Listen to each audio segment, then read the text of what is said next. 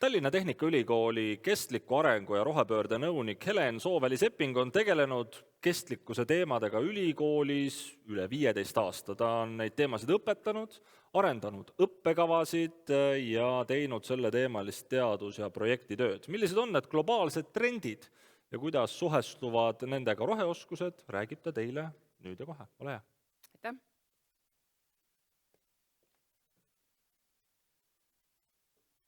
Nii, ma tulen selle puldi tagant ära, et mul ei ole mitte midagi peita.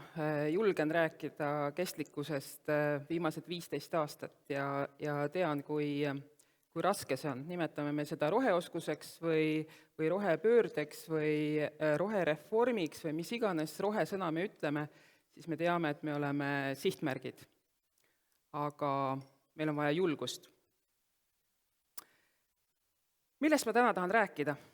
Ma alustan tuulest. Minu ettekande pealkirjas on tuul. Fred Jüssi ööülikoolis on rääkinud terve saate tuulest ja Eesti tuulest.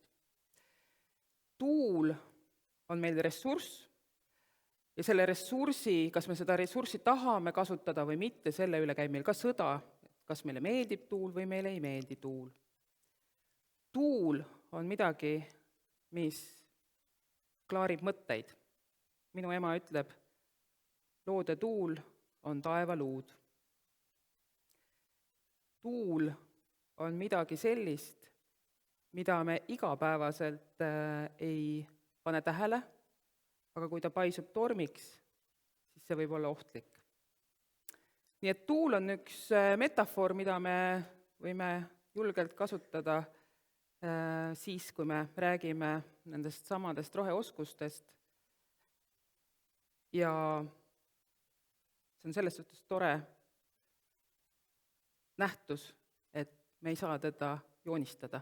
Ta lihtsalt on igapäevaselt meie ümber, puhanguna, hiilina, kas me teda paneme tähele või ei pane tähele. Nii et nendest globaalsetest trendidest ma nii räägingi, kas me paneme neid tähele või ei pane tähele. Esimene trend, ma räägin teile 3 trendist. Esimene trend on siis trend, millest me räägime, kui me räägime roheoskustest, ehk teisisõnu, kellest me räägime. Kellele me roheoskusi õpetame? Täna töötavad inimesed tunduvalt kauem kui veel 15 või 20 aastat tagasi. Töö on muutunud mõneti elustiili osaks. See on ka seetõttu, et me oleme linnastunud ühiskond ja linnastunud ühiskonnas on meil tunduvalt rohkem vaba aega kui näiteks maal elades sedasama talupoja tööd tehes. Ja see tähendab seda, et meil on 4 erinevat põlvkonda korraga tööturul samal töökohal töötamas. Ja igal põlvkonnal on oma väärtussüsteem. Need väärtussüsteemi osad võivad olla samasugused, kuid neil on ka tugevalt erinevad tunnusjooned.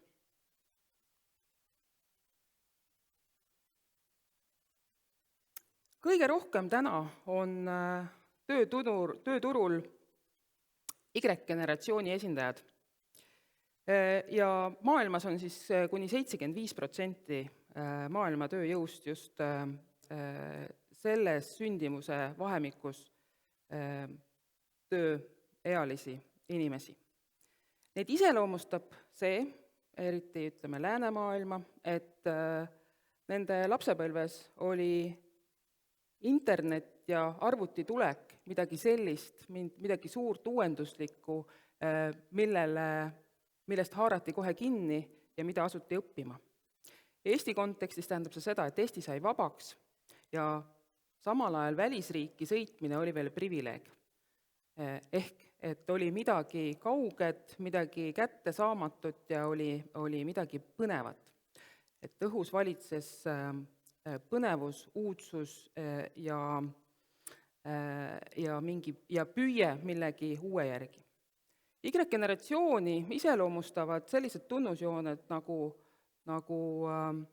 enesekindlus, optimistlikkus, oluline on nende jaoks tagasisidestamine ja tööülesannete suuremasse pilti asetamine. Töö on missioon, aga töökäsud võivad tekitada väärtuskonflikti.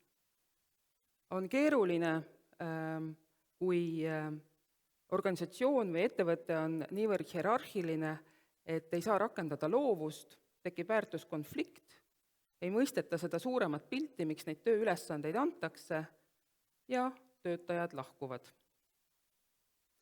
Oluline on ka see, et hinnatakse tööülesande täitmist tähtajaks rohkem kui kellast kellani töötamist mingis oma kabinetis. Ja siis tänase selle roheoskuste kontekstis vaatame lähemalt õpetajaid ja õpilasi. Ja see kehtib siis kõikide meie pärast üldharidust olevate koolide kohta, nii kõrgkoolid, rakenduskõrgkoolid kui kutsekoolid. Meil on X-generatsioon, kes on õpetajad, ja Z-generatsioon, kes on õpilased, kes on juba ka samal ajal tööturule sisenenud. Meid kõiki iseloomustab see, et meil on sotsiaalsed suhted ja perekondlikud suhted lõdvenenud võrreldes meie vanematega. Ja seda on tinginud see, et meid iseloomustab nii globaalselt kui eriti siin Eestis tugev linnastumine. Kiire linnastumine, mis toob kaasa individuaalsuse tõusu. Näiteks Tallinnas on ühe leibkonnaga inimesi rohkem kui 2, 3 ja 4 leibkonnaga inimesi. Ja see on valdav Lääne-Euroopa ja Läänemaailma linnades. Inimesed elavad üksinda.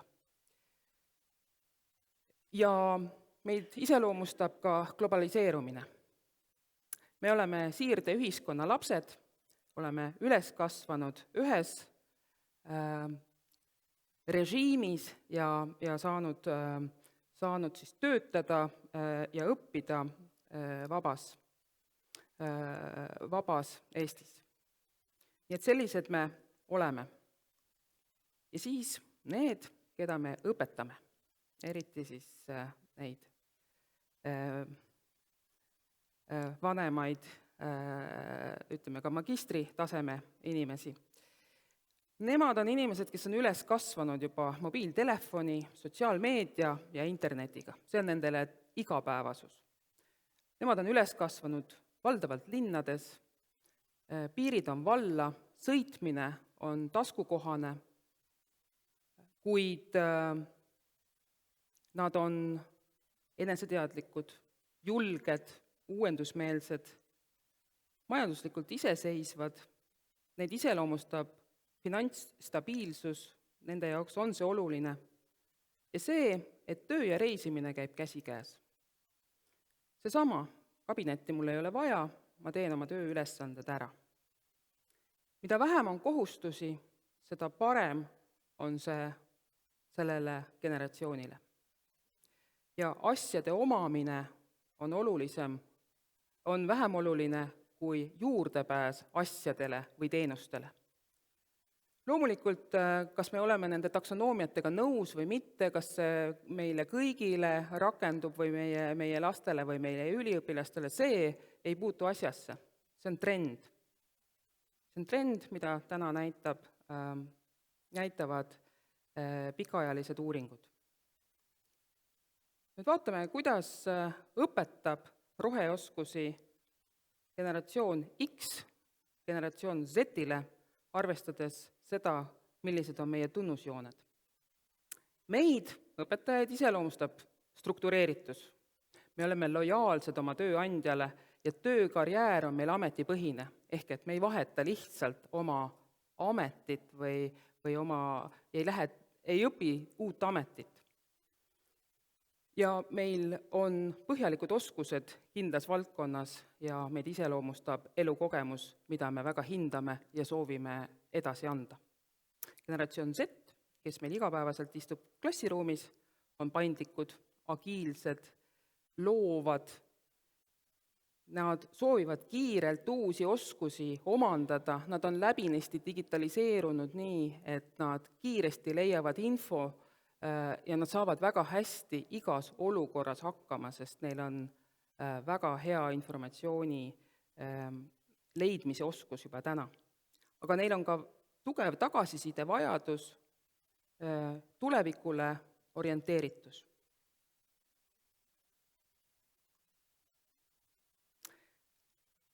Ja kuidas siis need kaks maailma, need tugevalt struktureeritud, põhjalike oskustega maailm ja need noored, keda me oleme stereotüpiseerinud lumehelbekesteks, sellepärast et nad on ärevad, et nad ei taha nii palju töötada, et neile on nende enda heaolu ja enda vaba aeg ka oluline ja mitte ainult töö, et nad ei viitsi seal doktorantuuris olla, sest see nõuab palju pühendumust.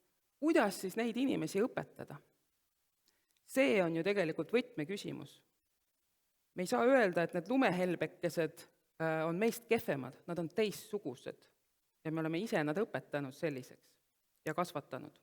Üks hea näide, mida ma tahaksin siinkohal jagada, on midagi, mida ma nägin märtsikuus Brüsselis, kui Eindhoveni Tehnikaülikool tutvustas enda uut autot. Tehnikaülikoolide jaoks on, autode ehitamine ja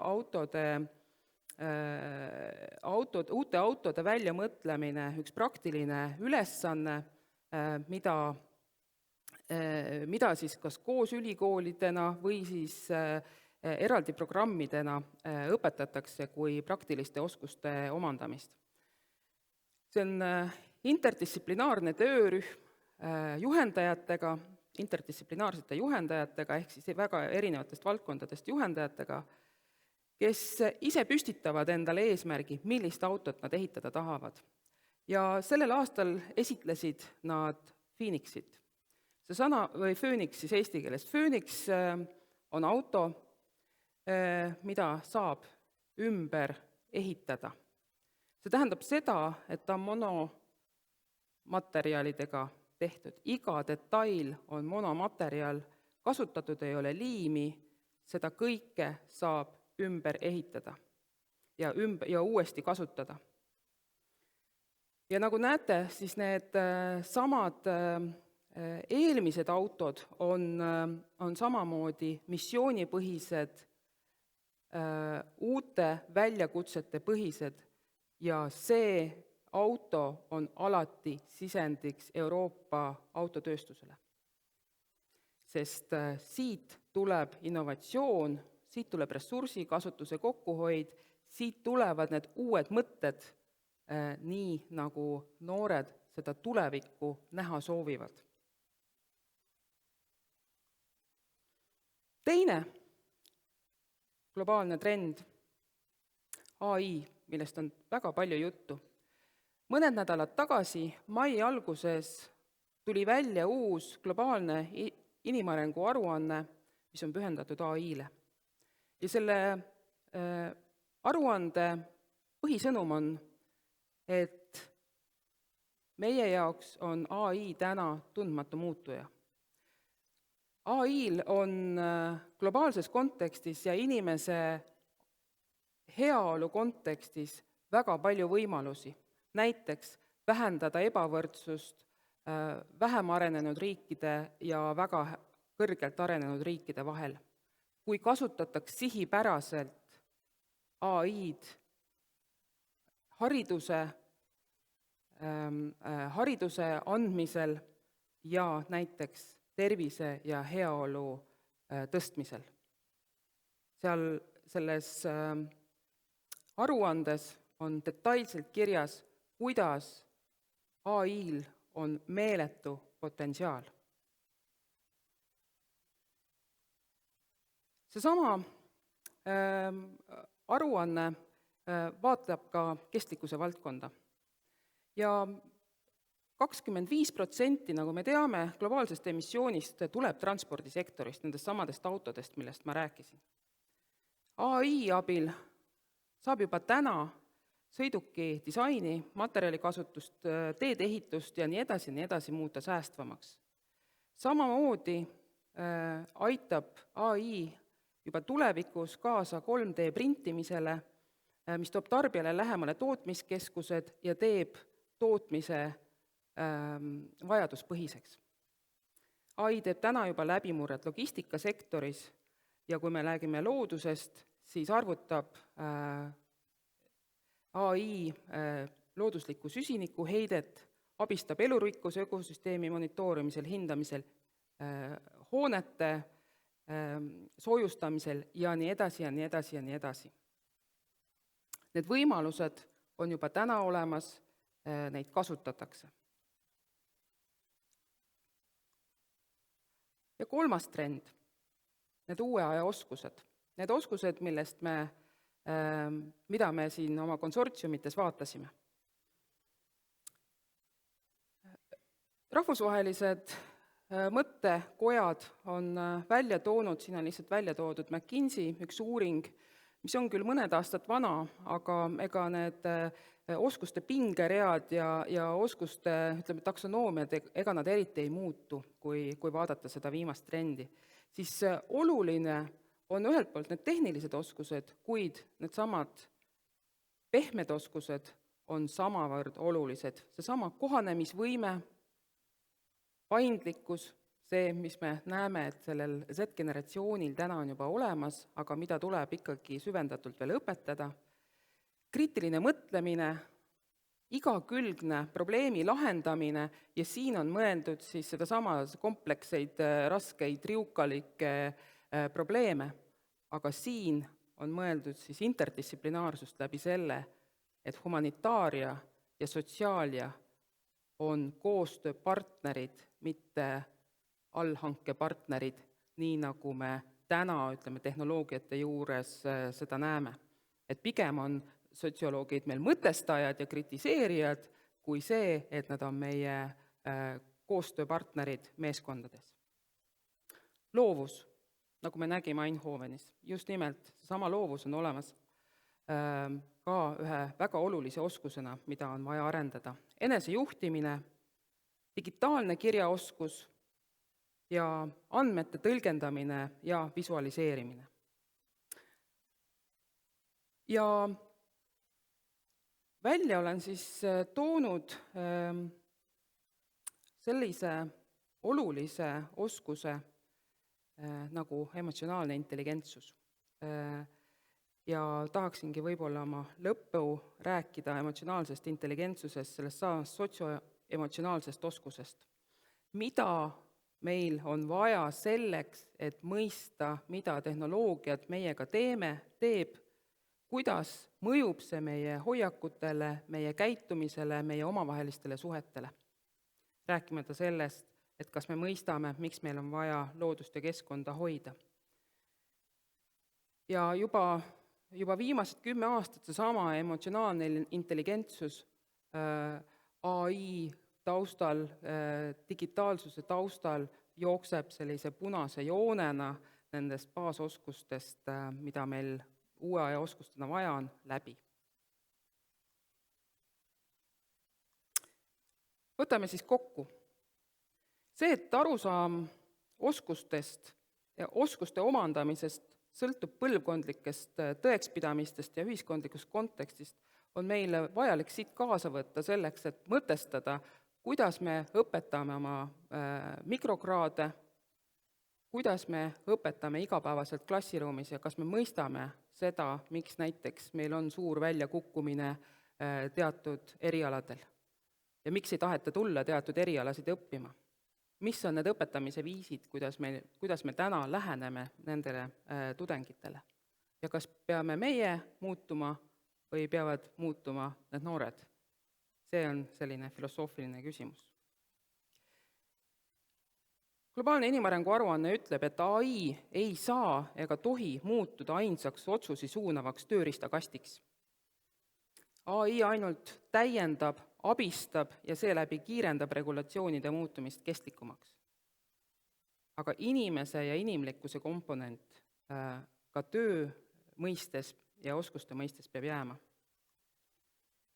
Ühiskonna probleeme ei lahenda kiiremaks ehitatud arvutimudelid, tehnoloogilised uuendused on just need uuendused, mis on toonud tegelikult ju meile selle süsinikuheite. Mida rohkem tehnoloogilist uuendust on globaalselt ajaloost tulnud, seda rohkem on ka süsinikuheidet tulnud. Ehk et me lahendame ühte probleemi teise probleemiga. Taksonoomiad meid ei aita, raporteerimised meid ei aita, on vaja kollektiivset poliitilist tahet ja asjakohaseid oskusi, et viia ellu kutsutud muutusi pärisellu. Ja siinkohal vaatan ma otsa Yokole, siinkohal sooviks ma, et haridusministeerium räägiks sama enesekindlalt roheoskuste vajadusest, kestlikkusest, kui meie kogukond või meie kogudus siin seda teeb. See ei ole meie asi, see on tegelikult ministeeriumite tahte taga, sest meie juba ju teeme seda. Regulatsioonid peavad tulema järgi, turg on valmis, ütlevad cleantechi töötajad, aga regulatsioonid takistavad. Roheoskuste ellurakendamise kiirus ja mõju ja ulatus on väiksem, kui regulatsioonid ei tule järgi. Ja inimese teadlikkus ja hoiakud on sama olulised kui meie tegevusi suunav AI ja regulatsioonid. Ehk et me ei saa rääkida ainult poliitikakujundajatest, tehnoloogiatest, vaid ka meist endist. Meie ise peame samamoodi muutuma selliseks, et see maailm muutuks kestlikumaks. Ja siin on küsimus lõpuks, kuidas õpetada emotsionaalset intelligentsust ja empaatiat? See on see küsimus, millega täna tegelevad suured ülikoolid, kaasa arvatud tehnikaülikoolid, ärikoolid, selleks, et seda uut kestlikku maailma luua. Ja uskuge mind, kestlikkus, roheoskused ei kao kuskile. Eelmine nädal käisin spetsiaalselt kohtumas Müncheni Tehnikaülikooli kestlikkuse prorektoriga, küsides, kas on seda kestlikkust vaja? Ja ta ütles, see on ainuvõimalik viis jääda maailma konkurentsis ellu. See on pikk plaan. Seda plaani peavad toetama poliitikud, sellest aru saama ja muud võimalust meil ei ole. Ja siinkohal lõpetan Juhan Viidingu sõnadega, mille ma täna kuulsin Fred Jüssi saates Tuulest. Luul on tuul, kui ei ole tuult, siis maa haiseb. Aitäh!